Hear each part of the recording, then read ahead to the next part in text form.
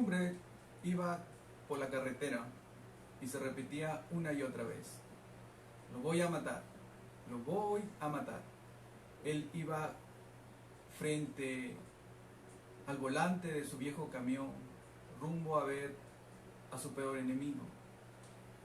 No había otro pensamiento en la mente de este hombre más que concretar su venganza. Era tanta su sed de venganza que no le permitía conciliar el sueño por las noches. Rumbo a concretar su venganza, lo cogió la noche y necesariamente tuvo que quedarse en un hotel. En la habitación que le asignaron, había en la mesa de noche un libro que él jamás había visto, pero que pasó toda la noche leyendo. A la mañana siguiente, él abandonaría el hotel. Pasado unos minutos, ingresaría la persona que hacía el aseo y, para su sorpresa, encontraría en esa mesa de noche una pistola, una Biblia abierta y una nota al costado con las siguientes palabras: este libro ha salvado 2 vidas, la mía y la de mi peor enemigo.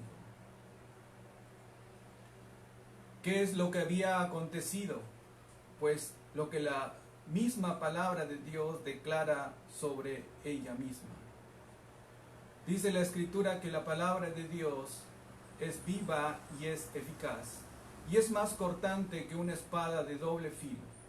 Dice que traspasa hasta partir el alma y el espíritu, los tuétanos y las coyunturas, y que discierne los pensamientos y cambia las intenciones del corazón.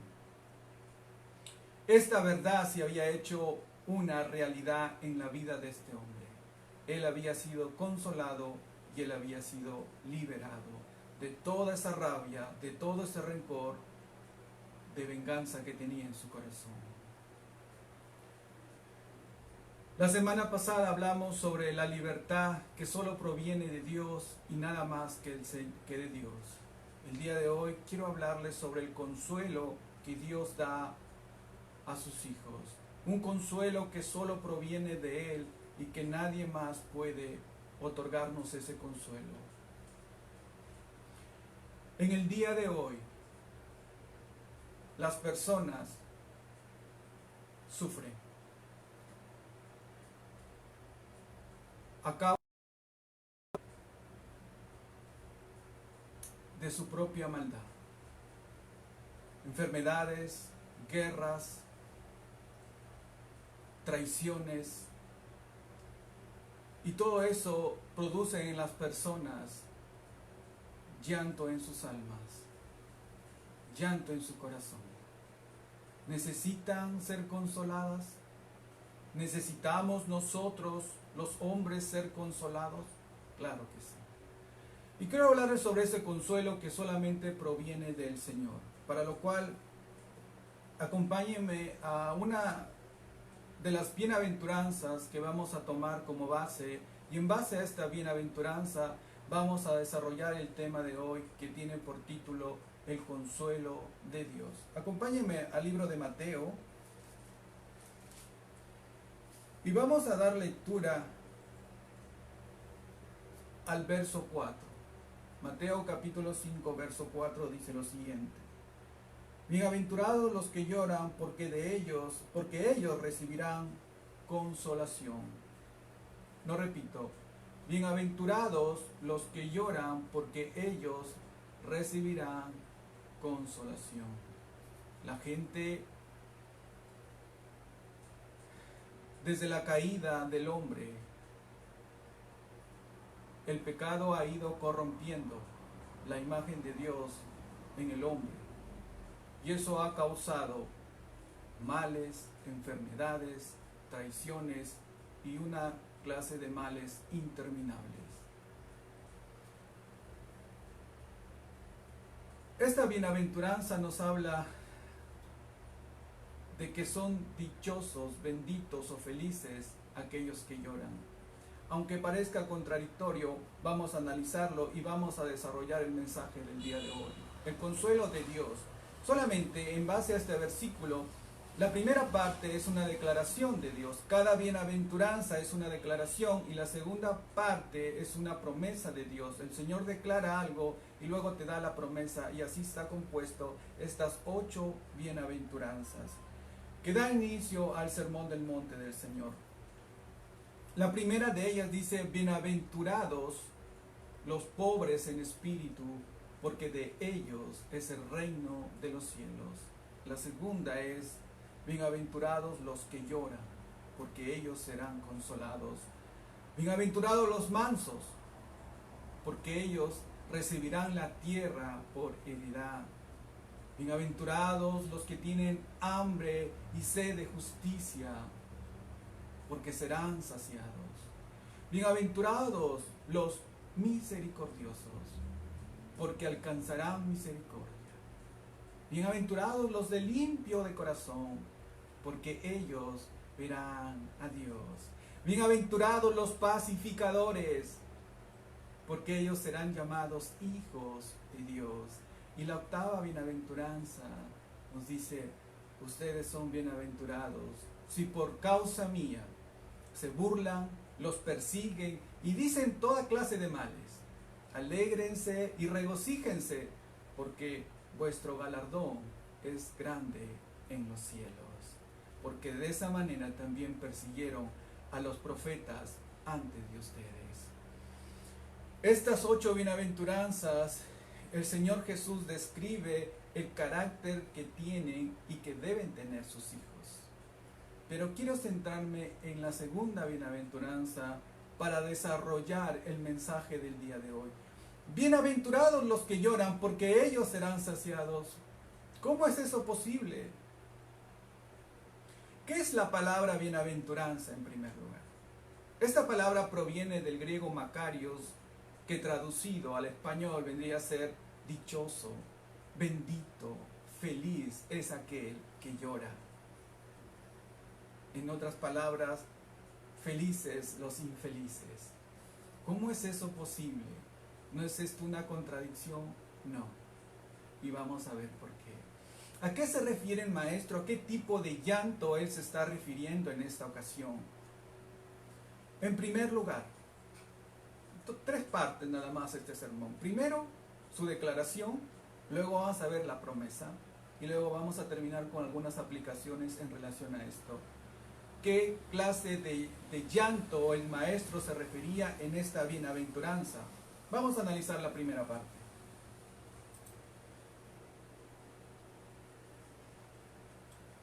Esta tristeza que termina en llanto es la tristeza del pecador consciente.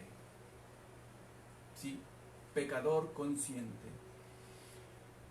Cuando el maestro se refiere acá a esa tristeza que produce llanto, no se refiere a esa tristeza o a ese llanto por la pérdida quizás de un trabajo, por la terminación de una relación, o quizás por la pérdida de un ser querido. No se refiere a ese tipo de llanto, maestro. Cuando él está hablando de este tipo de llanto, se refiere a un llanto al observar el hombre a sí mismo, a la luz de la palabra de Dios, y ver su oscuridad. Él puede observar cómo va perdiendo sus valores, cómo va perdiendo su integridad, cómo el mal que habita en él va corrompiendo. Y cuando se presenta delante de Dios, él llora por su condición caída, llora por su pecado, llora porque al observar a un Dios tan bondadoso que le ha perdonado y que le perdona todos los días, él se mira en el espejo de la palabra de Dios y llora por su condición caída. Es decir, cuando el maestro está hablando de este tipo de llanto, se refiere en un aspecto espiritual. No se refiere al llanto por la pérdida, repito, de un ser querido, porque se terminó una relación o porque perdiste el trabajo, otros motivos en que si no se refiere en el aspecto espiritual. Permíteme profundizar un poquito en ello, darte unos ejemplos. El hombre siempre anda en busca de la felicidad, siempre anda en búsqueda de la felicidad. Para el hombre común, para el hombre natural, cuando tú le dices, ¿qué entiendes por felicidad? Pues él asocia felicidad con el dinero, definitivamente. Tener una buena posición, tener economía, y eso es su felicidad para él. Y siempre anda en busca de esa felicidad. Pero hay una felicidad que no proviene de Dios. No proviene de Dios, como por ejemplo, ahí está este hombre. Ha estado atrás durante varios meses de su compañera de trabajo. Él es casado, tiene su familia, pero en su trabajo ha estado atrás de una mujer, una compañera de su trabajo, meses y meses, y por fin ese día se hizo realidad su deseo. Y él llega al otro día a la oficina y llega muy feliz y campante, sonriendo, y le preguntan, ¿te veo feliz? Y le dice, sí, ¿qué pasó? Esa felicidad es porque él acaba de concretar su anhelo y acaba de adulterar con esa mujer, que no es su esposa. Él es feliz, él está feliz, como se podría decir en términos del mundo, pues él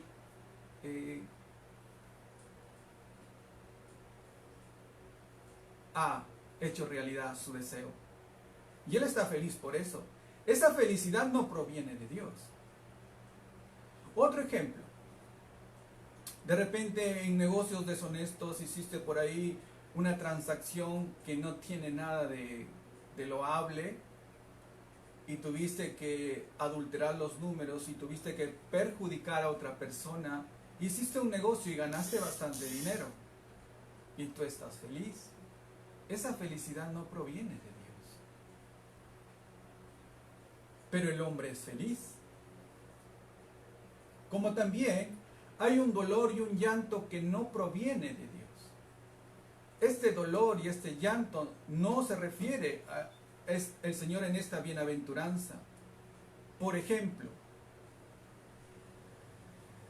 hay un llanto, un dolor que termina en llanto que no proviene de Dios. Ahí está este hombre. Volvemos al hombre que se salió con la suya. Estuvo atrás de su compañera de trabajo varios meses y hasta que al final se hizo realidad. Él adulteró. Pero no solamente terminó ahí. Su esposa se entera y decide terminar su relación y se divorcia.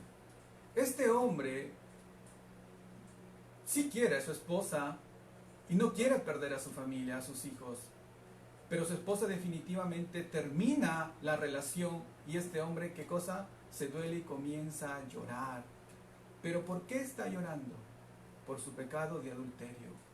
Ese llanto no proviene de Dios, y a ese llanto no se refiere la Escritura. No se refiere a ese tipo de llanto. ¿Qué más? Otro hombre, bohemio él, muy hombre en los términos del mundo, pues. Mientras más mujeres tengas, más hombre eres. Este hombre acostumbrado a la vida bohemia y a pasarla bien, va y tiene otra aventura y después de unos meses va al médico, se siente mal y le declaran que tiene SIDA. Este hombre va a comenzar a dolerse y a llorar. ¿Pero por qué está llorando? Por su vida y por su propio pecado. Tampoco este llanto proviene de Dios y tampoco se refiere el maestro a ese tipo de llanto. Cuando el Señor dice, bienaventurados los que lloran porque serán consolados, no se refiere a este tipo de llanto. Entonces, ¿a qué se refiere? ¿A qué tipo de llanto se refiere el maestro? Hay un dolor y hay un llanto que glorifica a Dios.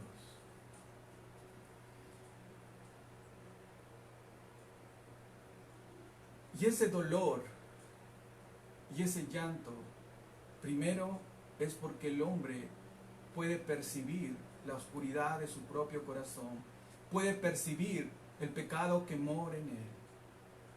Y segundo, puede percibir y darse cuenta el pecado que mora en el mundo. Y él se duele por ese pecado y llora. Ese es el tipo de llanto que se refiere el maestro. Hay enfermedades que glorifican a Dios. ¿Por qué? Porque en ese estado que se encuentra ese hombre, muy débil físicamente, está más apto para escuchar el mensaje de salvación. El Señor siempre va a utilizar todas las cosas para el bien de los hombres, porque eso es la voluntad de Dios. Dios no quiere el mal del hombre, Dios quiere el bien del hombre. Entonces, permíteme darte unos ejemplos de lo que es el pecador consciente. El cristiano es un pecador, pero es un pecador consciente, y es un pecador que peca así, pero que no practica el pecado. Esa es la gran diferencia. Entonces, este pecador es un pecador consciente. Ese es el hombre cristiano, esa es la mujer cristiana. Ejemplos en ello. Cuando tú puedes percibir y puedes darte cuenta de la oscuridad que habita dentro de ti. Dos ejemplos, dos personajes. El apóstol Pedro, él estaba en la pesca milagrosa. El maestro estaba enseñando, la multitud estaba en él atento a su mensaje. Y Pedro, junto con Juan y Jacobo, venían de pescar toda la noche. No habían pescado absolutamente nada. Les explico, les doy un poquito de contexto. Y el maestro le dice a Pedro, permíteme subir en tu balsa y de ahí pueda yo predicar. Una vez que el maestro termina de predicar, le dice, Pedro, vamos mar adentro, boga mar adentro, que vamos a pescar. Y Pedro le dice, maestro, hemos estado toda la noche pescando y no hemos pescado nada, pero si tú lo dices, así lo haremos. Y va. Y obviamente tiran la red, se llena una red, a tal punto que llaman a la otra balsa, y juntamente dice que eran tantos los peces que parecía que la red se iba a romper. Y en ese entonces Pedro puede percibir quién era Jesús. Y al percibir quién era Jesús, él puede percibir quién era él realmente. ¿Y qué cosa hace? Se aparta y se arrodilla y le dice, Señor, apártate de mí, que soy pecador. Solamente cuando nosotros, el Señor nos permite y quita las vendas de nuestros ojos y nos permite ver quién es Jesucristo, podemos nosotros ver quiénes somos realmente. Cuando somos expuestos a la luz es que cuando podemos percibir con mayor nitidez la oscuridad que habita en nosotros. Los cristianos, repito, somos pecadores conscientes. Otro ejemplo, el apóstol Pablo, este hombre de Dios, el mejor teólogo de todos los tiempos, después de nuestro Señor Jesucristo.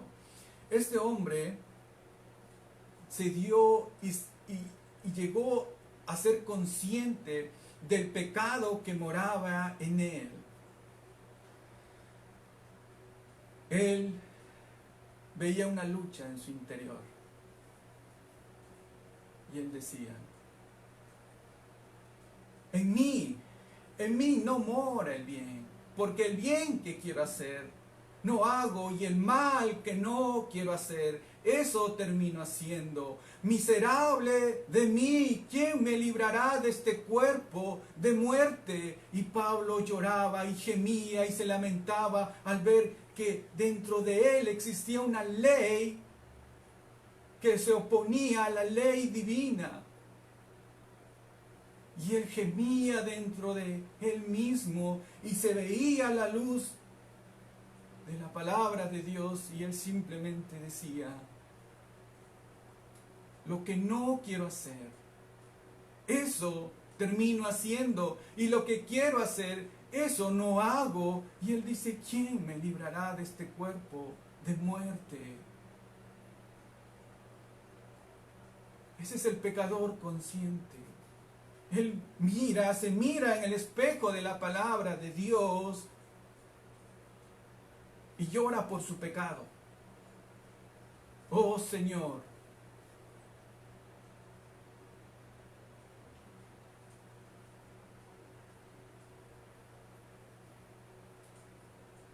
y él se lamenta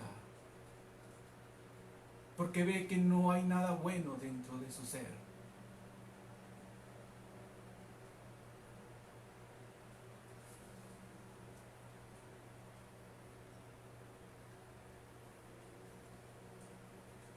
Y el pecador consciente no solamente se lamenta y llora por el pecado que mora en él, sino también por el pecado del mundo. Existen lo que se llaman las lágrimas cristianas, y muy pocos lo conocen o las practican.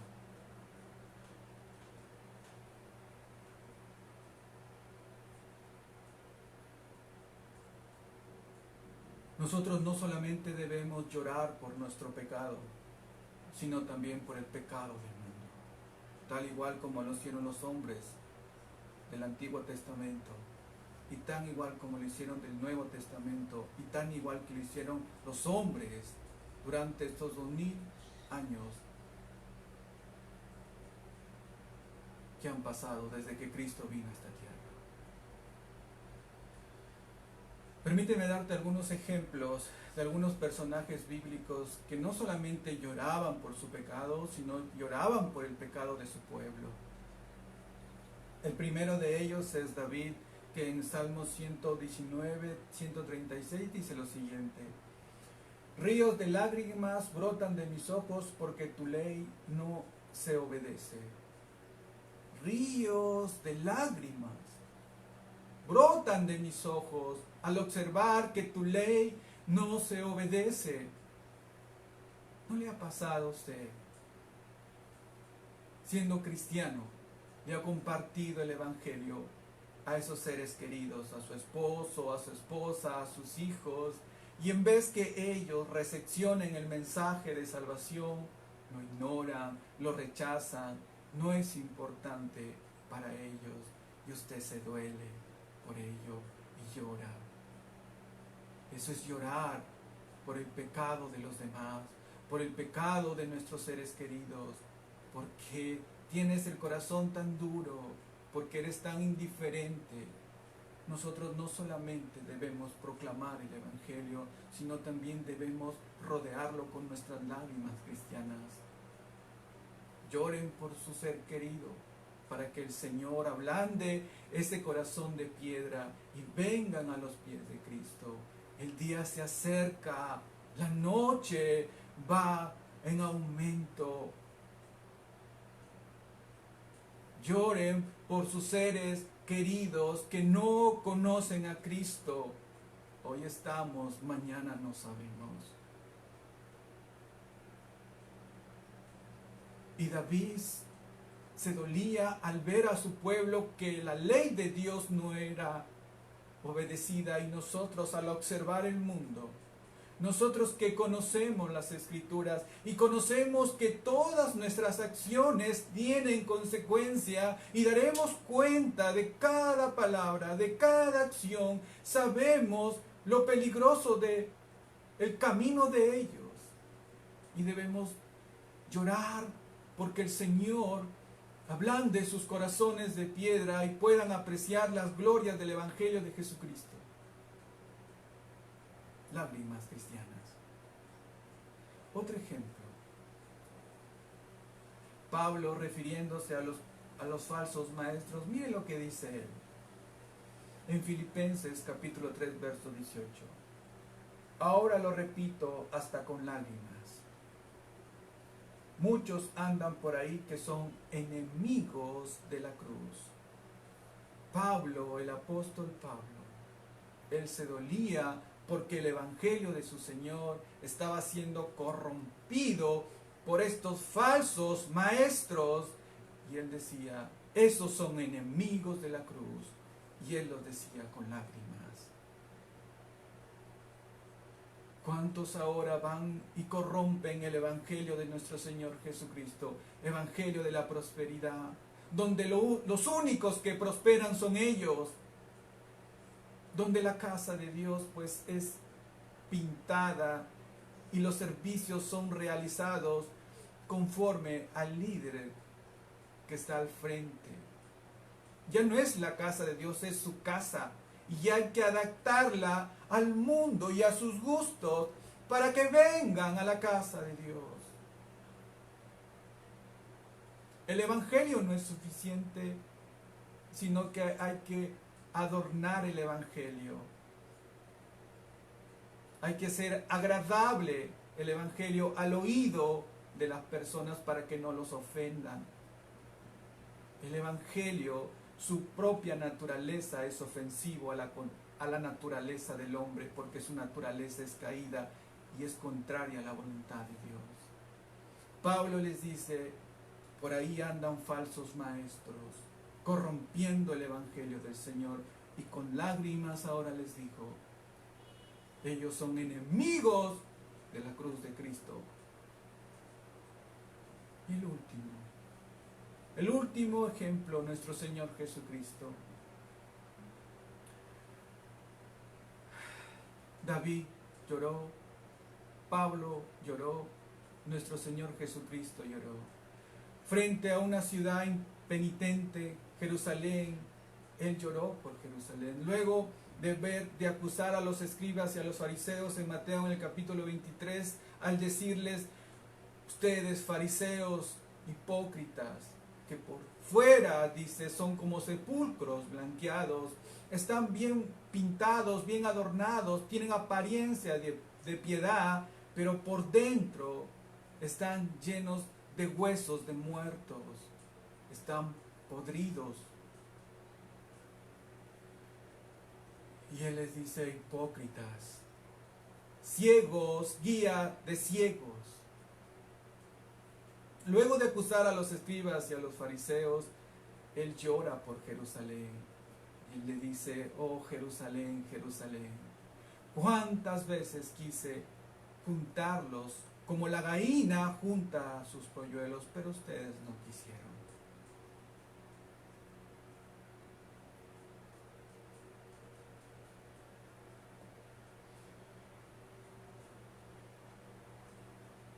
No solamente debemos llorar por nuestro pecado, sino también debemos llorar por el pecado del mundo. Esas son las lágrimas cristianas. Como dije hace un momento, muy pocos conocen de esas lágrimas. Pero ahí tenemos estos tres personajes, David, Pablo y nuestro Señor Jesucristo, que nos dan el ejemplo. La semana pasada escuchaba a un personal que trabaja en el hospital de alta complejidad y me comentó lo siguiente. Él pudo observar cómo el personal médico salía del hospital robándose los propios equipos de seguridad, de bioseguridad para esta epidemia del COVID-19. Y podemos observar cómo ellos mismos, entre colegas, entre el propio cuerpo médico, se roban unos a otros. La ley del más fuerte y la ley del más vivo. No me importa. Lo primero es mi seguridad. Y como él me comentaba, me dice, ¿cómo es posible que no sean conscientes de que es para su propia seguridad el de ellos y de sus colegas, porque se roban entre ellos sus propios equipos de bioseguridad? Y esa es la maldad que existe en el mundo. Siempre ha estado ahí, simplemente con esta pandemia se ha aumentado, es más visible la maldad que existe y la naturaleza del corazón del hombre. es poder nosotros observar esa maldad y orar al Señor y llorar por esas personas.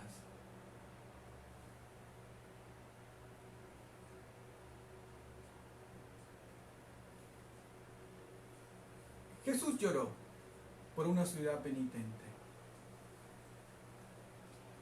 ¿Cuál es la promesa? Miren, dice bienaventurados, esa es la declaración. Bienaventurados, es decir, dichosos, felices, benditos los que lloran las lágrimas cristianas, benditos los que han sido conscientes de su pobreza espiritual y terminan en llanto. No solamente lloran por su pecado al ser conscientes de la oscuridad que mora en ellos, sino también por el pecado del mundo, por el pecado de las personas, de sus seres queridos, y derraman sus lágrimas. Y el Señor dice, si tú eres uno de aquellos, eres un hombre bendito, porque tú serás consolado. Esa es la declaración. Ahora vamos a la segunda parte de esta segunda bienaventuranza. ¿Cuál es la promesa? Dice, si ustedes tienen esas lágrimas, van a ser consolados. Consolados. Esa es la promesa de Dios. Ahora este consuelo es un consuelo inmediato y es un consuelo futuro. ¿Por qué es un consuelo inmediato? Porque el Señor, Él sabe cómo consolar nuestros corazones. Podemos estar rodeados, ahí está el esposo, ahí está la esposa, y le ocurrió algo. Comparte con sus seres queridos, pero todas las palabras que le puedan decir no logran consolar su corazón afligido. Como se dice por ahí, estoy solo en medio de tanta multitud. Y esa parte que necesita ser consolada en su corazón solamente proviene de Dios. Y Dios tiene unas maneras maravillosas de consolar nuestro corazón. Ese es el consuelo inmediato que el Señor nos da. Permíteme compartirte unos pasajes de las Escrituras que están en 2 de Corintios capítulo 1 verso 3.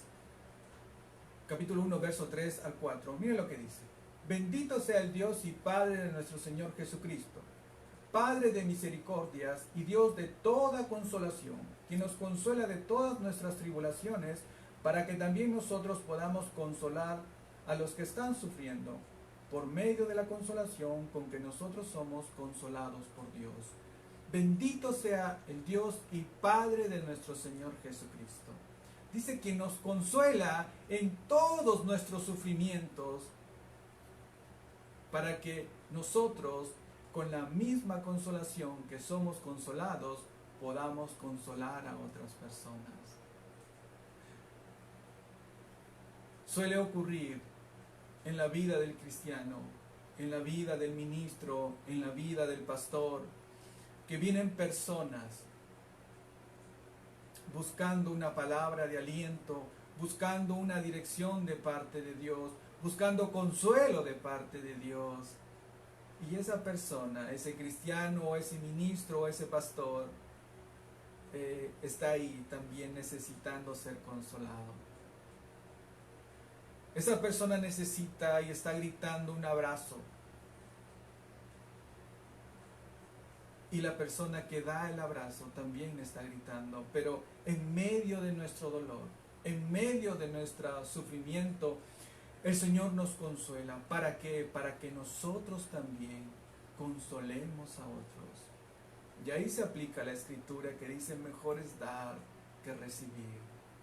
De la manera que nosotros nos brindamos, al decir, mira, yo necesito tanto como tú necesitas un abrazo, yo necesito tanto como tú ser consolado, pero al momento de nosotros olvidarnos de nosotros mismos y brindarnos en servicio a los demás, somos totalmente consolados con esa consolación que el Señor nos consuela.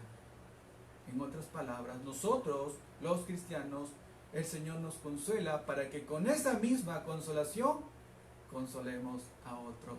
Por eso es un consuelo inmediato. Dice el Señor, bienaventurados, dichosos, felices los que lloran por su pecado y por el pecado del mundo, porque van a ser consolados inmediatamente en esta tierra, pero también hay una consolación mayor, que es una consolación a futuro. ¿Y cuál es la mayor de todas las consolaciones? La salvación que el Señor otorga a los hijos de Dios. Esa es nuestra mayor consolación de todas. Algún día se acabará todo llanto, toda lágrima, toda muerte. Ya no habrá más llanto. Todo eso acabará y nosotros tenemos esa esperanza y nos consolamos y nos animamos unos a otros. Algún día este sistema de maldad acabará, ya no habrá más llanto, ya no habrá más lágrimas, más lamento, más muerte. Esa es nuestra esperanza y es nuestra mayor consolación al saber que somos perdonados, que somos hijos de Dios.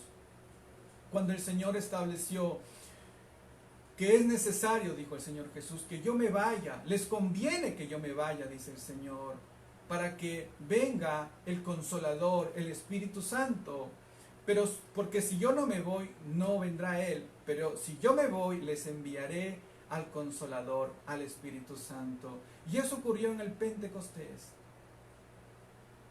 Desde ahí, el Espíritu Santo habita personalmente en cada hijo y en cada hija de Dios. Son las arras de nuestra salvación, es la seguridad de nuestra salvación. Y es el Espíritu Santo, que su terminología en griego es parakletos, que significa consolador, es que nos consuela. Y nos ayuda a continuar. Hay un pasaje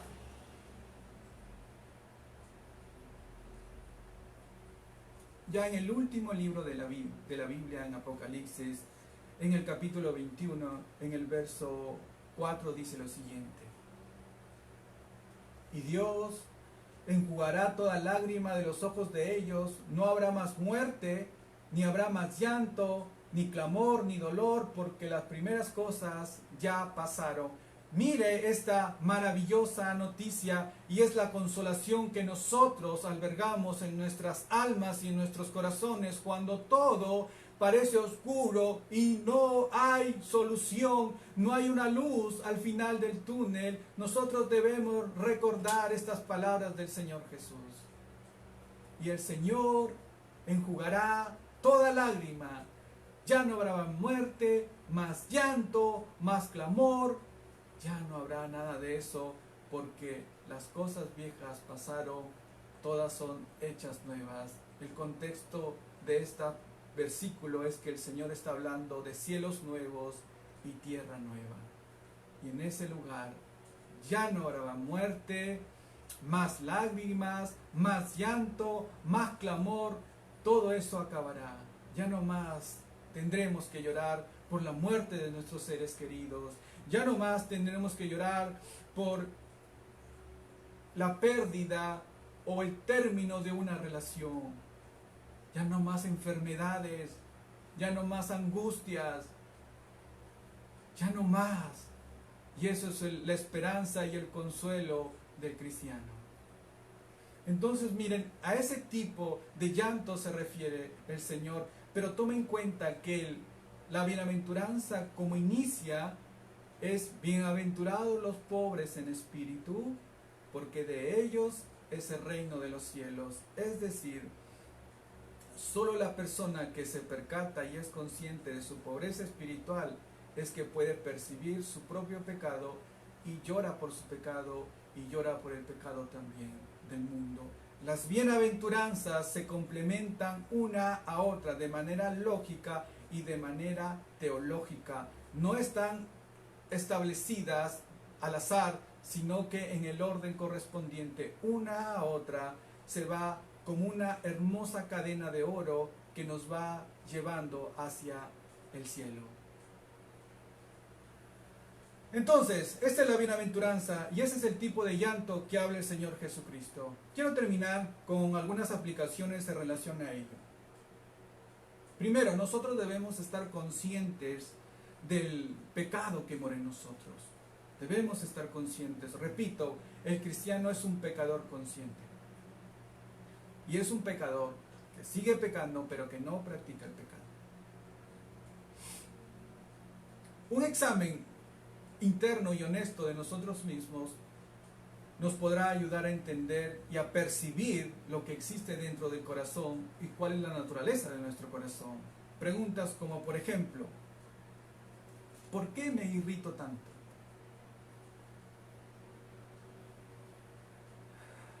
¿Por qué tengo mal carácter? ¿Por qué tengo estos pensamientos de envidia, de rencor? ¿Por qué tengo ese mal carácter? ¿Por qué? Cuando el hombre puede percibir su propia oscuridad y su propia maldad, llora delante de Dios. Esta es la primera aplicación. Examinémonos unos a otros y seamos pecadores conscientes de lo que habita dentro de nosotros.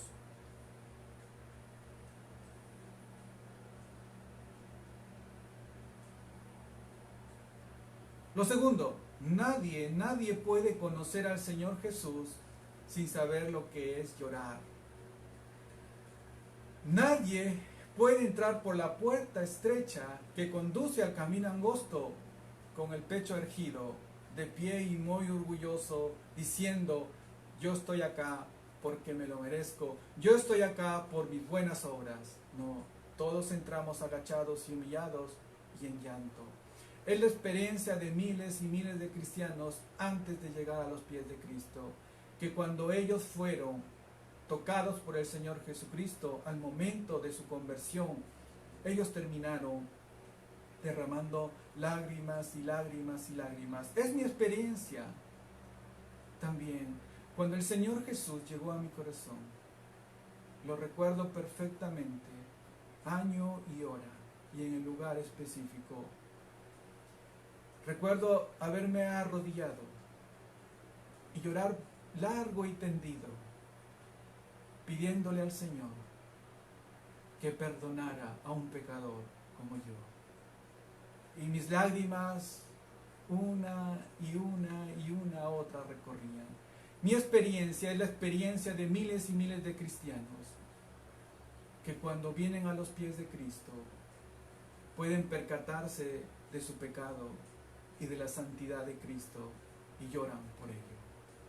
Nadie viene a Cristo sin antes no saber lo que es llorar.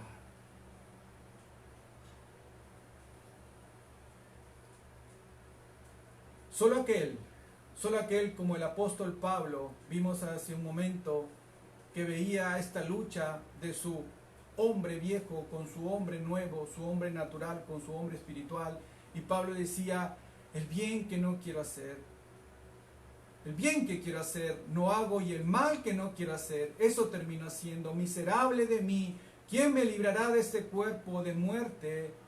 Solo aquel que llega a ese punto puede decir lo siguiente: pero más gracias sean dadas a Dios, quien nos da la victoria por medio de nuestro Señor Jesucristo. En Cristo nosotros somos más que vencedores. Cristo nos salvó. Cristo pagó el precio. Cristo es nuestra justificación. Cristo es nuestra santificación. Cristo es nuestro Redentor. Cristo es el todo del cristiano.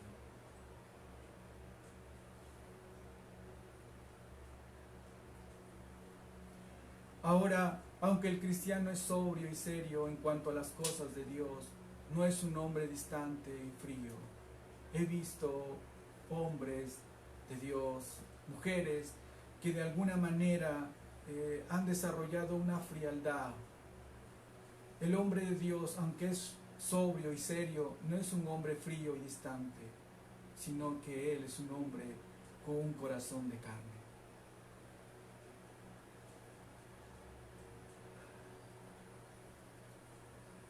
Ahora, este tipo de llanto con la cual empezamos la vida cristiana, este tipo de llanto inicial, es un llanto que nos va a acompañar el resto de nuestras vidas.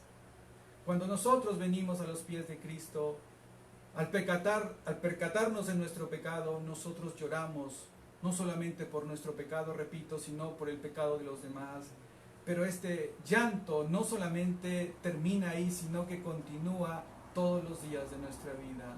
Porque cada día, mientras vamos creciendo, vamos madurando, nos vamos percatando más de la luz de Cristo y nos vamos percatando de la oscuridad que mora en nosotros, y continuamente vamos en arrepentimiento a Dios, que lo que se llama la santificación progresiva.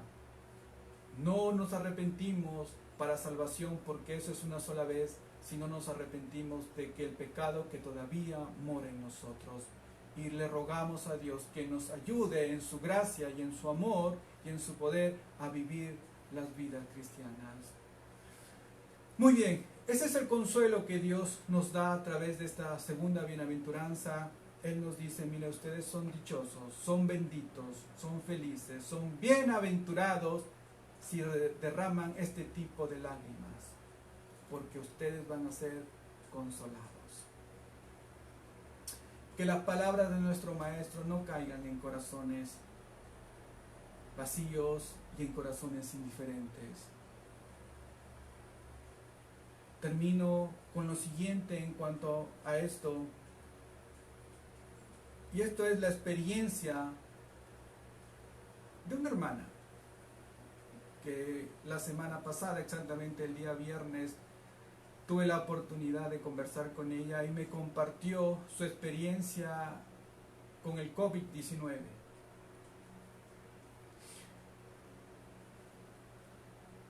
Para ser breve, ella me comenta que cómo había sido infectada. Estoy hablando hace 3 semanas atrás.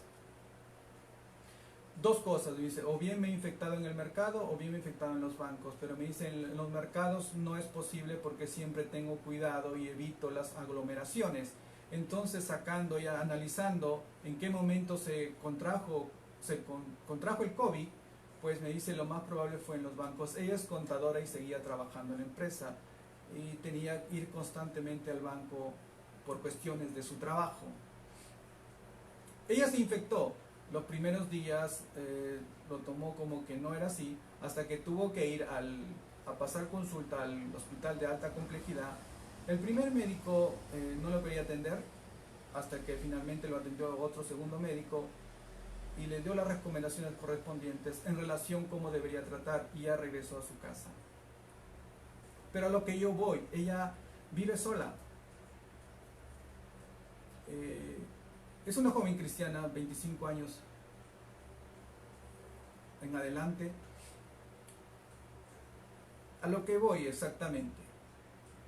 A la segunda semana de haber sido contagiada, ella me comentaba que cuál fue el día o el pico donde la enfermedad llegó a su máximo. Ese día fue el más atroz de todos los días. Ella pasó más de 2 semanas durmiendo boca abajo porque no podía respirar, porque esos son los síntomas de esta enfermedad.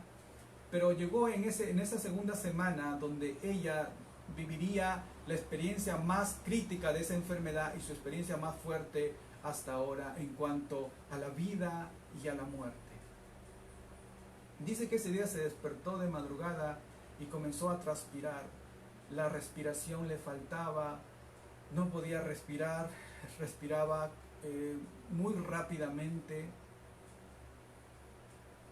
al punto de que ella, pensando que iba a morir, y tenía listo, dice, el número de su amiga en su teléfono para marcarla si le pasaba algo, no avisó a su mamá porque lo iba a preocupar innecesariamente, no quería alarmarla. Entonces ella en su lucha en ese momento, en ese día, en esa madrugada, sola, delante de Dios, ella se repetía una y otra vez lo siguiente: he tenido una buena vida.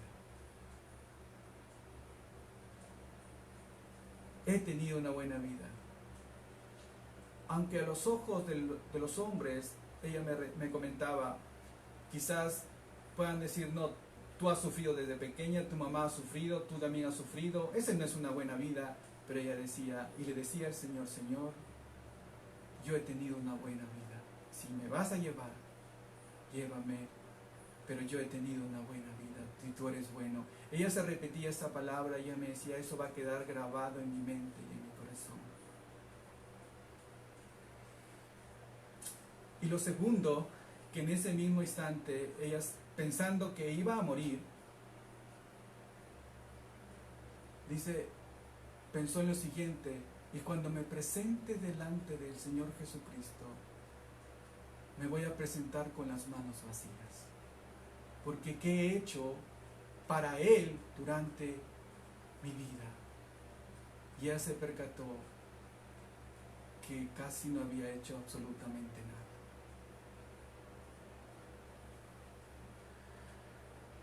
Es la experiencia de esta joven, como el Señor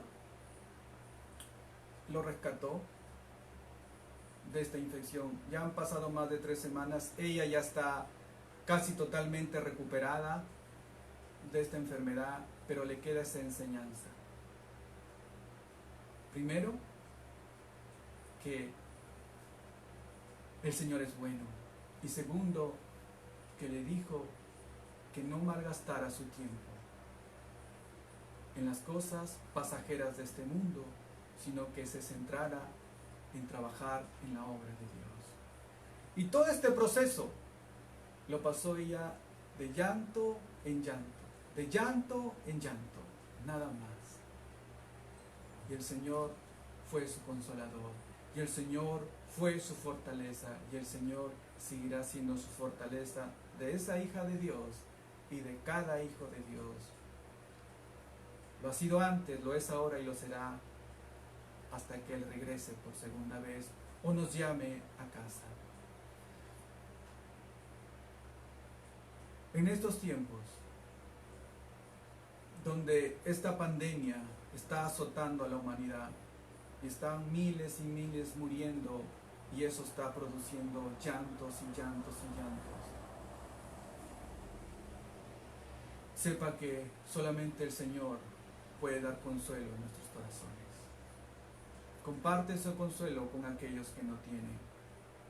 Que el Señor bendiga sus vidas, que el Señor bendiga nuestras vidas y consuele nuestros corazones y calme nuestras mentes y nos ayude a confiar en Él cada día más.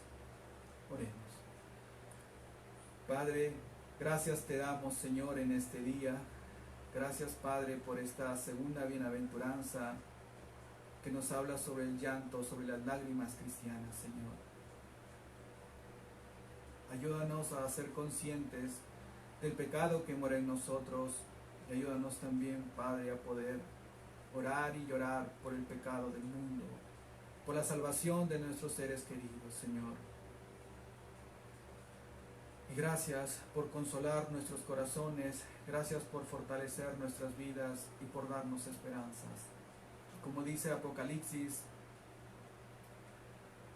que al final tú enjugarás toda lágrima de nuestros ojos, ya no habrá más muerte, ya no habrá más llanto, ya no habrá más dolor, ya no habrá más clamor, porque las cosas viejas han pasado y todas son hechas nuevas. Gracias te damos, Señor, en el nombre de tu Hijo amado Jesucristo. Amén.